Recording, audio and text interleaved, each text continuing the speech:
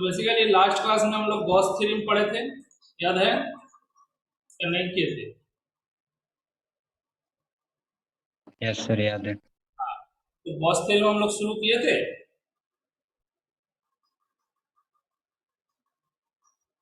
नहीं किए थे सर। शुरू करने वाले थे, है ना? गॉसेस थ्योरम शुरू करने वाले थे आज, हो गया था, बताओ। सर हुआ नहीं है सर, शुरू कीजिएगा आज। क्या? हुआ नहीं है सर। अच्छा ठीक है, तो आज हम लोग शुरू करेंगे गॉसेस थ्योरम। गॉस एक साइंटिस्ट है, ठीक है। गॉसेस थ्योरम,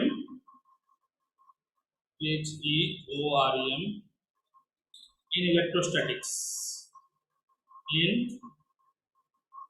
electrostatics, ठीक है। Gauss's theorem in electrostatics. तो गॉस से एक्चुअली क्या बताया, तो हम लोग अभी से क्या क्या अभी तक क्या क्या चीज सीखे हैं, क्या टोटल फ्लक्स कितना है, फ्लक्स का कॉन्सेप्ट क्या है, फ्लक्स डेंसिटी क्या है, ये चीज हम लोग सीखे। एंड बेसिकली फ्लक्स किससे रिलेटेड है? For any isolated body flux is numerically equal to the total number of charge और to the strength of charge। Suppose कोई बॉडी के अंदर चार्ज का वैल्यू कितना है, Q, तो हम लोग बोल सकते हैं उस आइसोलेटेड बॉडी के लिए फ्लक्स कितना है, Q, ठीक है। तो flux is always comparable to the strength of charge और the magnitude of the charge. समझ में आया? इसके बाद हम लोग क्या पढ़े थे? इसके बाद हम लोग पढ़े थे what is the flux density, D, okay, so D equal to flux per unit area, that means how much electric line of force will be linked per unit area, that is known as the flux density, D equal to 5 by 8। so flux and flux density का concept हम लोग already ले चुके हैं, but according to Gauss theorem, Gauss क्या पता है?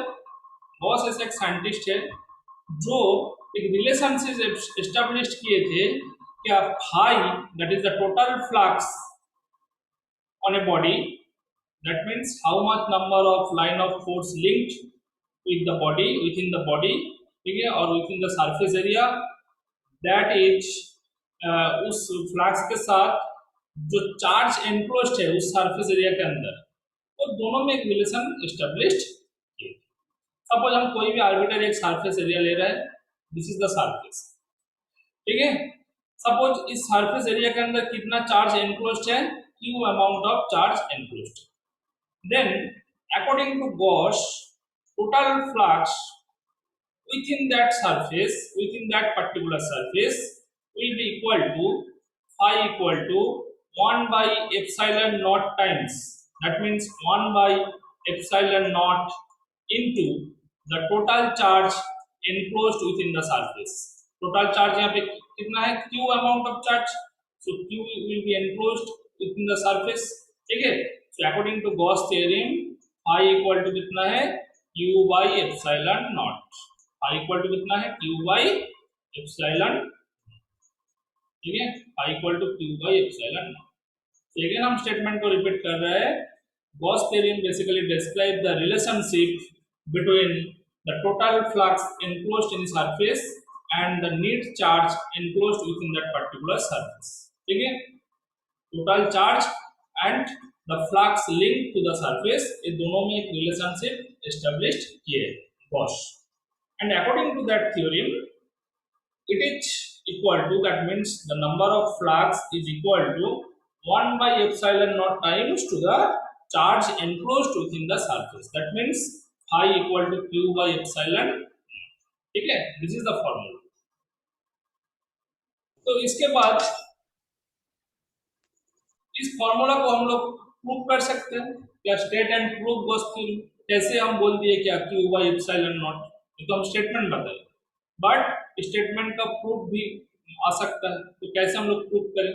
तो बेसिकली जब हम लोग इलेक्ट्रिक फ्लक्स पढ़े थे, देन इलेक्ट्रिक फ्लक्स का एक एक्सप्रेशन हम लोग कैलकुलेट किए थे, that is phi equal to क्या है, surface integration E dot ds, पढ़े था ना, surface integration E dot ds, और E and D S both क्या है, both is a vector quantity.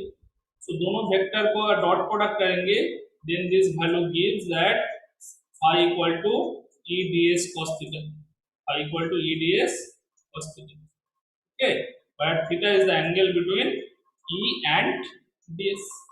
ये रिलेशन हम लोग ऑलरेडी एक्सप्लेन कर चुके हैं।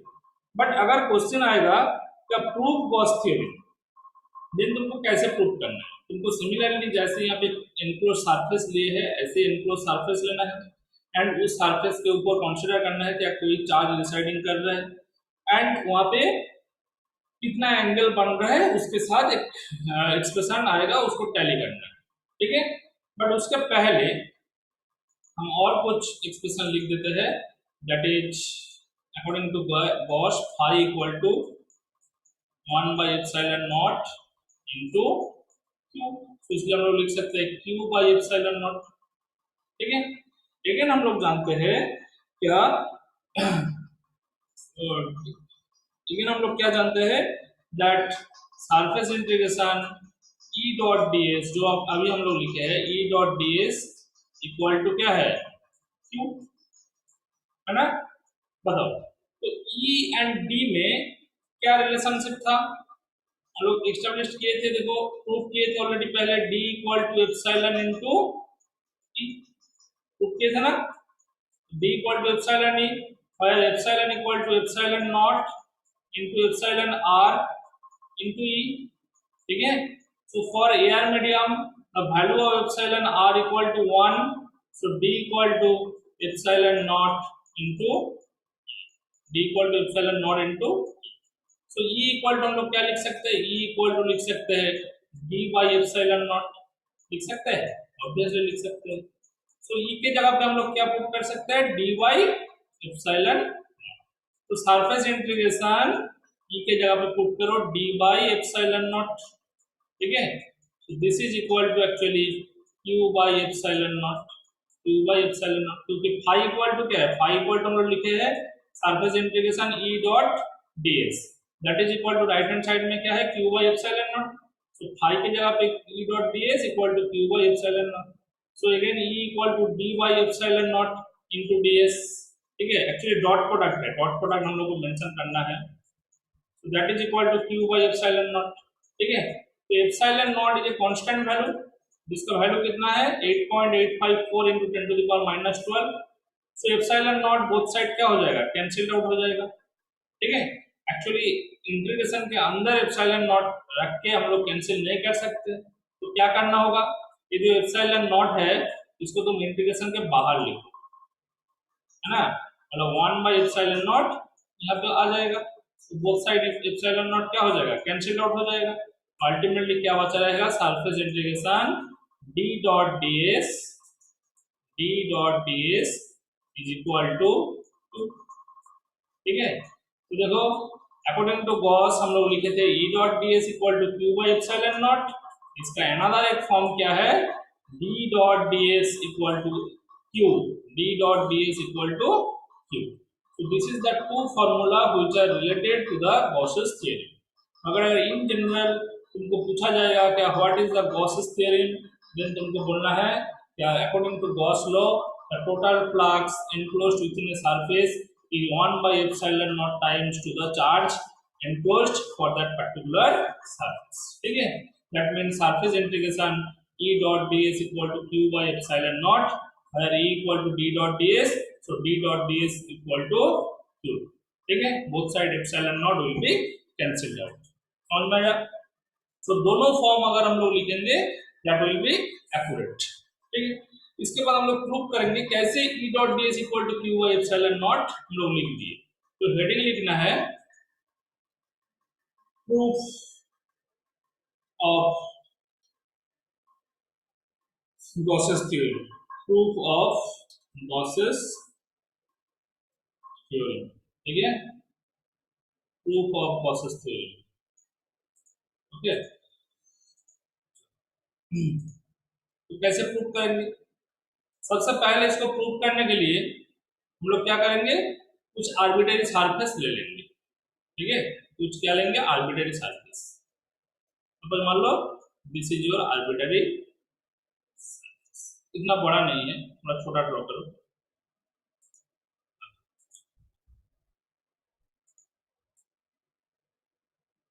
ठीक है, कुछ आर्बिट्रेरी सरफेस हम लोग ले लिए। ठीक है, तो यहाँ पे लोग कंसीडर कर रहे हैं कि ए charge of Q coulomb is on the surface of that particular area. ठीक है, क्यू कूलम यहाँ पर है, क्यू कूलम यहाँ पर है।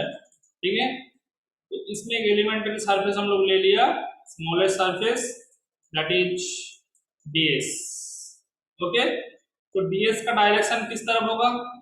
ds will be directed at outward direction, ds will be directed at outward direction, and if the distance from the center to that particular point on the surface that is this much,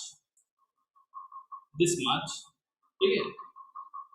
अच्छा, इसको हम कोई arbitrary surface नहीं लेंगे, अब और भी तुम लोगों को समझ में नहीं आएगा। हम एक स्फेरिकल सरफेस ले रहे हैं। चलो क्या लेंगे? एक स्फेरिकल सरफेस लेंगे।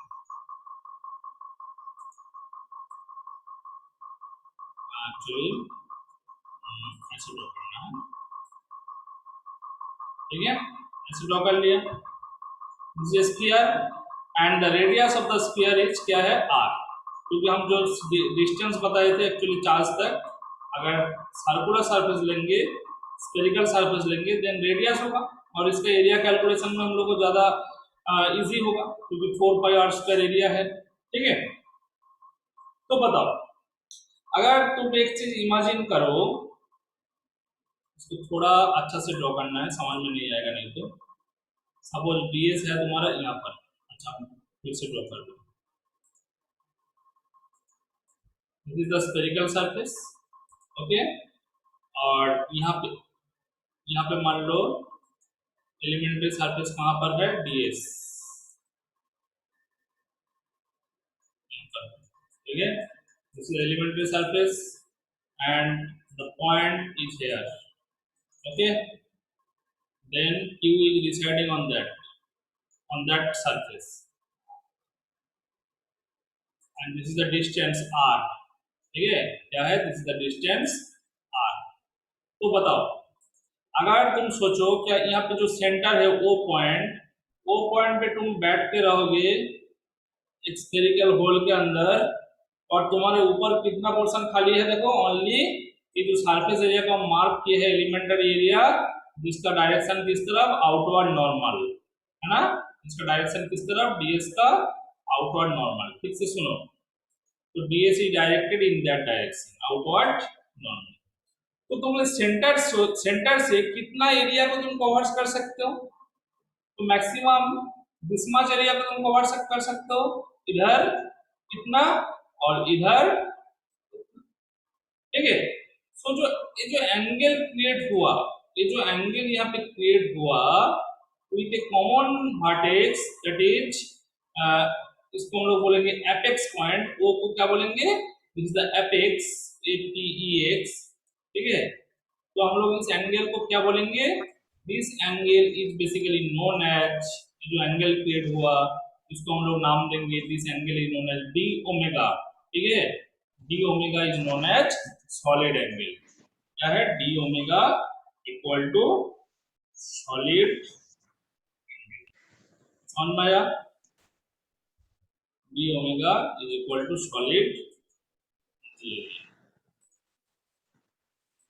Solid angle. ठीक है, d ओमेगा। तो अभी पिक्चर समझ में आया?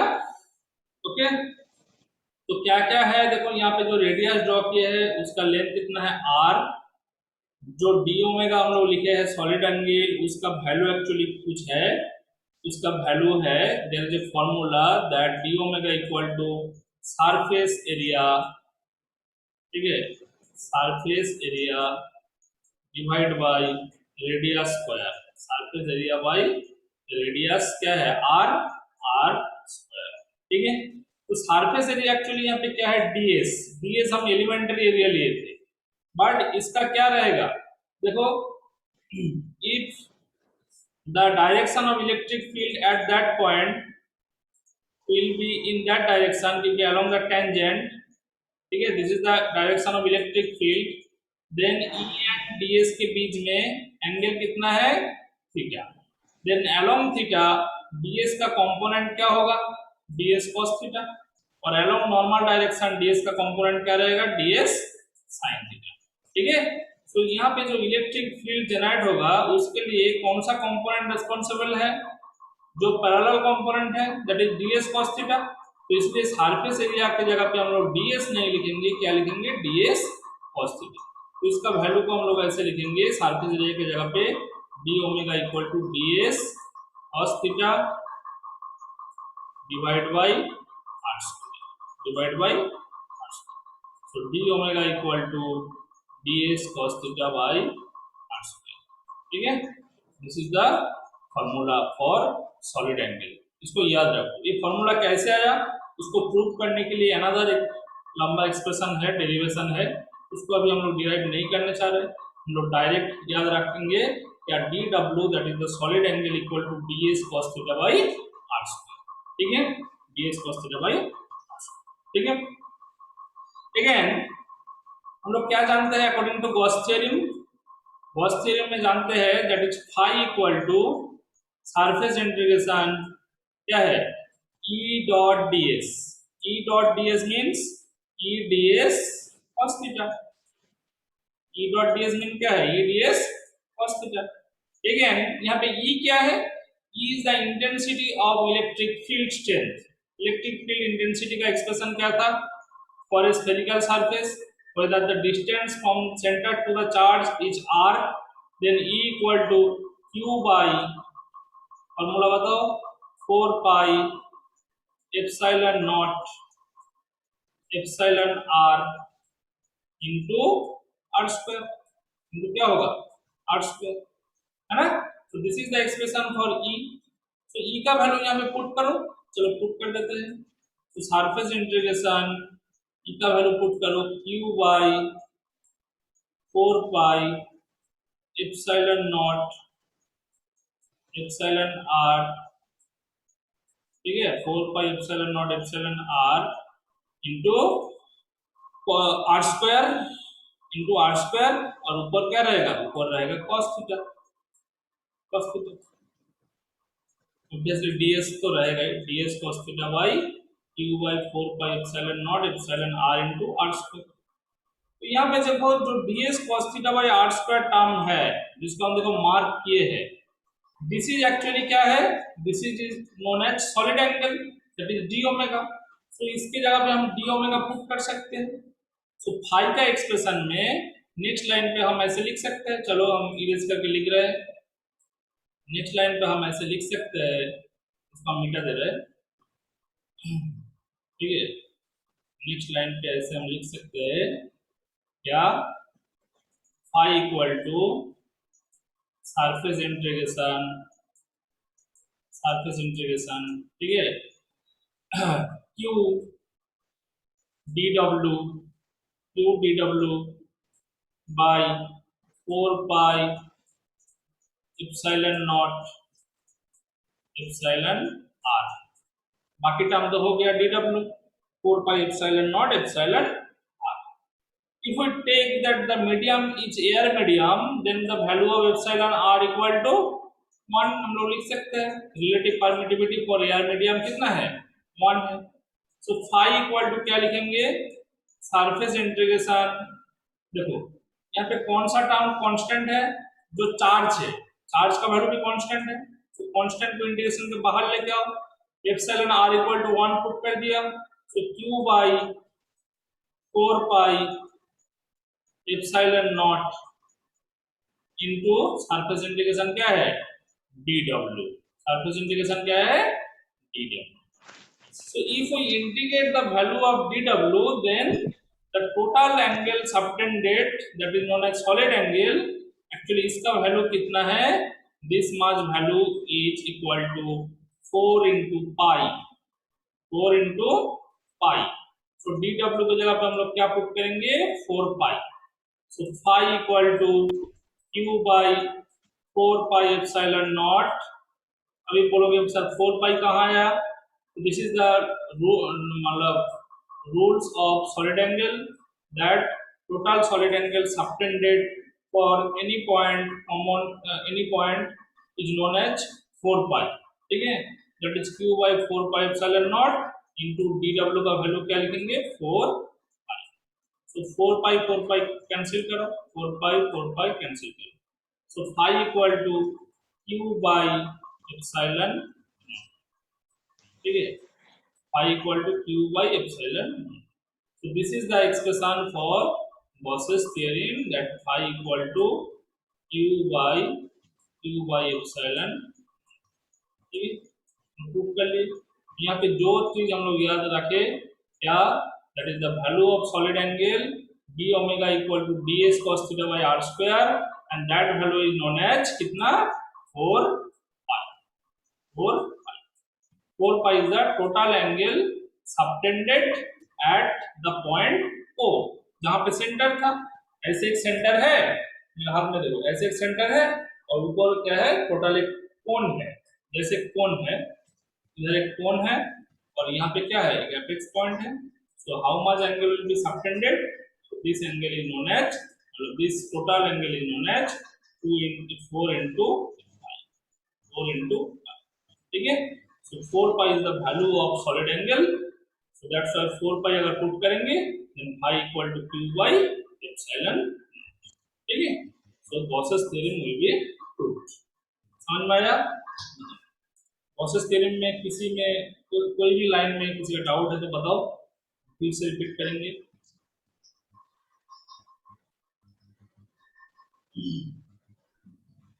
ठीक है, इसके बाद हम लोग पढ़ेंगे क्या what are the application of Gauss's theorem. Gauss's theorem तो पढ़ लिए, that is phi equal to q by epsilon naught, ठीक है, and equal to surface integration E dot q equal to क्या है sir E dot ds, okay. But जब हम लोग गॉसेस थ्योरम का एप्लीकेशन पढ़ेंगे देन डिफरेंट केस में गॉसेस थ्योरम का एप्लीकेशन पढ़ना है, for a long conductor, for a spherical conductor, for a plane sheet, ऐसे गॉसेस थ्योरम हम लोग को एप्लीकेशन करना है। तो mainly as per your syllabus हम लोग 3-4 केस में गॉसेस थ्योरम का एप्लीकेशन करेंगे। एक क्या है फॉर एनी लीनियर कंडक्टर, दूसरा क्या है फॉर एनी स्फेरिकल सरफेस, तीसरा क्या है for any plane sheet we have to calculate the electric field by using Gauss's theorem, ठीक है। तो नेक्स्ट हेडिंग है application of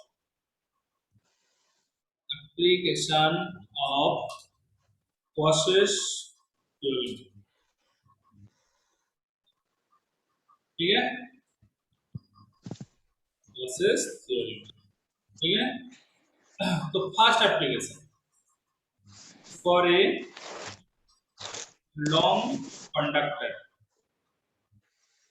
for a long conductor, ठीक है। तो लॉन्ग कंडक्टर मीन्स ऐसा कुछ एक लेंथ का कंडक्टर लेना है जिसका लेंथ कितना है, कॉल आया रुको, हेलो हाँ बोलो,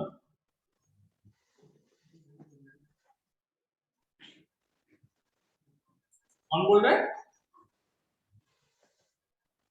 अच्छा प्रोविन प्रैक्टिकल जो केस था, हाँ वो इन्फॉर्म कर देंगे, ठीक है, मेरा याद है उस दिन और एक दिन कॉल किया था, बात चल रहा है, ठीक है, अगर वो हो जाएगा तो करने का जरूरत नहीं, ठीक है, मेरा नॉलेज में है, हम इन्फॉर्म कर देंगे,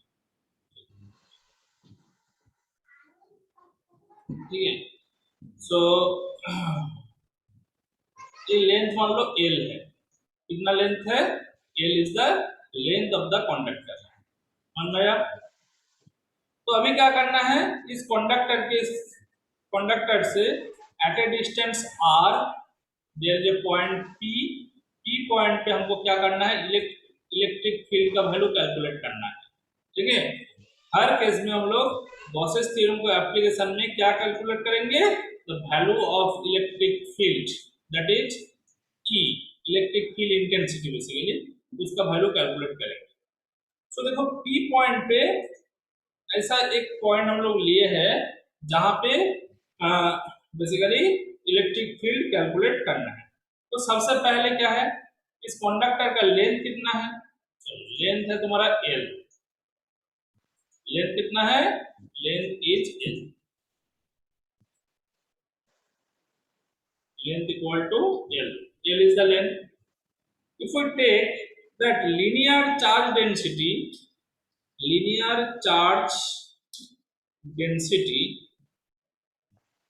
equal to, ठीक है, linear charge density equal to क्या है, lambda, equal to lambda, lambda क्या है, linear charge density, charge density means charge per unit length, यहाँ पे linear है इसलिए charge per unit length, total length कितना है, टोटल लेंथ है देखो L, और पर यूनिट लेंथ में कितना चार्ज है, लैम्डा, तो टोटल चार्ज L लेंथ पे कितना होगा, तो टोटल चार्ज का वैल्यू हो जाएगा,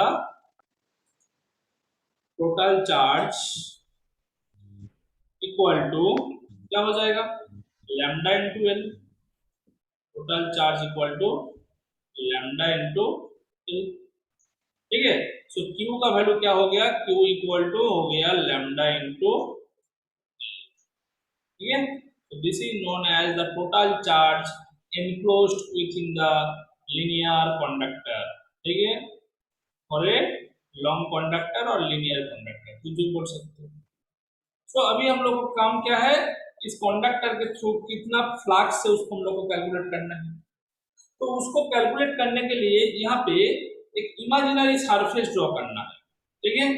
इमेजिनरी सरफेस मींस देखो P पॉइंट, कंडक्टर से P पॉइंट का डिस्टेंस क्या है R, इस R को रेडियस मानकर यहाँ पे एक इमेजिनरी सरफेस ऐसे ड्रॉ करना है, like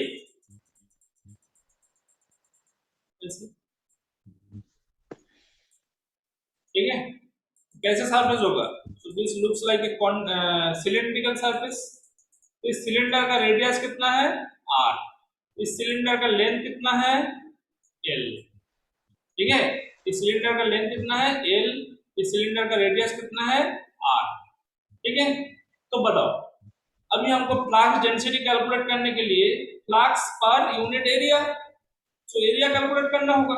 so area of that cylindrical surface, area of that cylindrical surface, ठीक है, एरिया कितना है, देखो बताओ सिलेंडर का एरिया किसको पता है, 2 पाई r, क्या है 2 पाई r इसका सरकमफेरेंस है, और इसके साथ लेंथ मल्टीप्लाई करेंगे तो 2 पाई r इंटू, तो दिस इज द एरिया।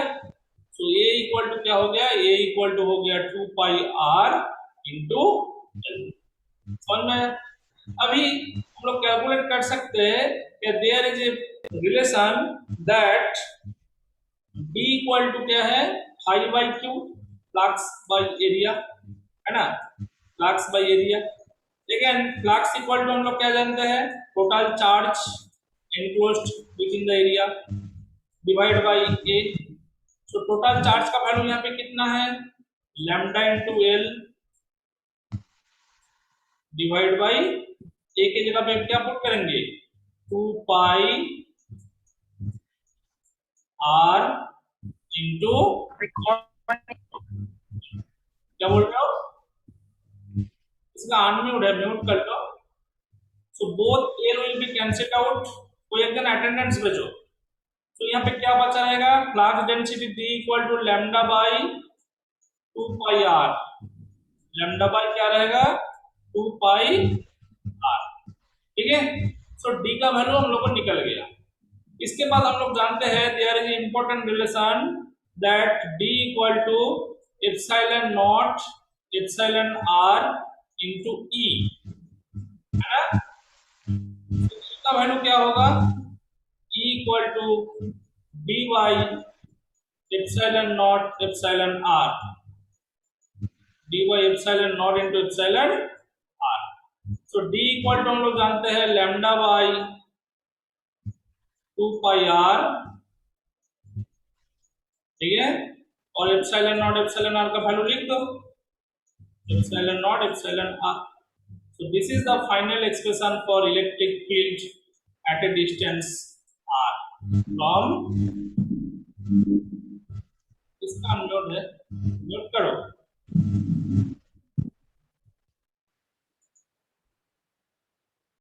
ठीक है,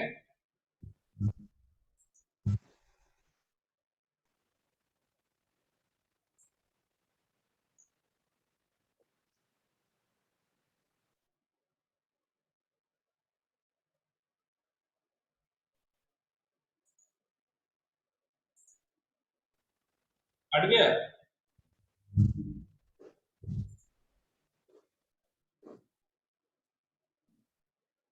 ठीक है, so by this formula we can calculate the electric field for any long conductor. ठीक है, that is E equal to Q by Q नहीं, lambda by 2 pi r into epsilon naught into epsilon r। ठीक है, तो unit क्या होगा electric field का? Unit हो जाएगा न्यूटन पर कूलम इलेक्ट्रिक फील्ड का। इसके बाद हम लोग Gauss law for any spherical surface भी अप्लाई कर सकते हैं।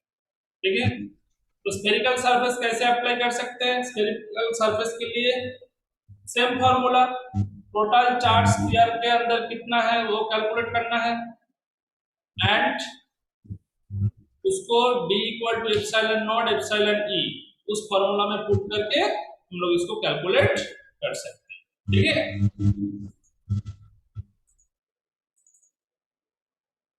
क्यों नहीं दिखता है हमको?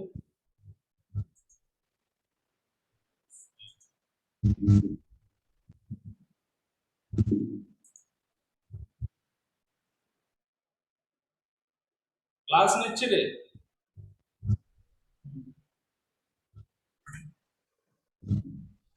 ठीक है, तो ऐसे हम लोग कैलकुलेट कर सकते हैं। ठीक है,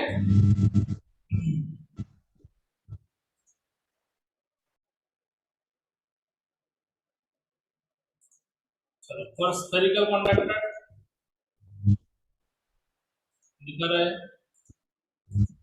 कोई अटेंडेंस भेज दो। आज और रिजॉइन नहीं करना, आज रिजॉइन नहीं करना है क्योंकि काम है थोड़ा, नेक्स्ट क्लास में बाकी पोर्शन होगा। ठीक है, for spherical conductor sir practical कब जमा करना है? हाँ, प्रैक्टिकल कब जमा करना है? उसको बोल देंगे जब कॉलेज खोलना है खुलेगा तब जमा करोगे, नहीं तो अभी कोई आके जमा कर सकते हो तो कर सकते हो। ठीक है, ठीक है कॉलेज खुलेगा,